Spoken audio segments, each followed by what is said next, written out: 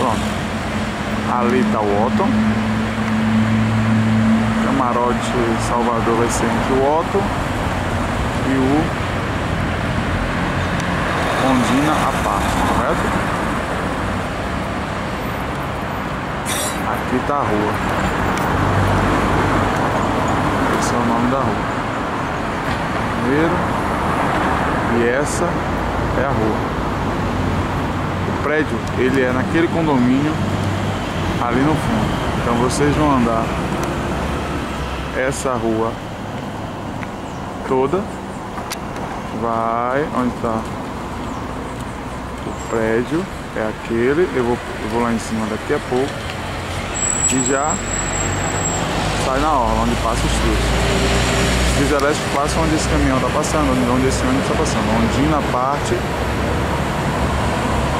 Otton. Vocês vêm. Entra nessa rua. Sobe como eu estou fazendo aqui. Subi andando. Eu estou andando. E o prédio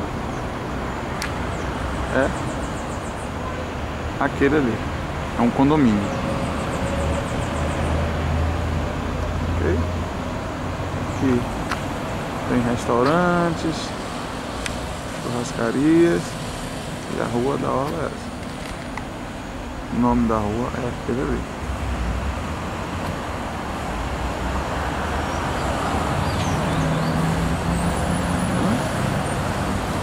Essa rua aqui, subindo.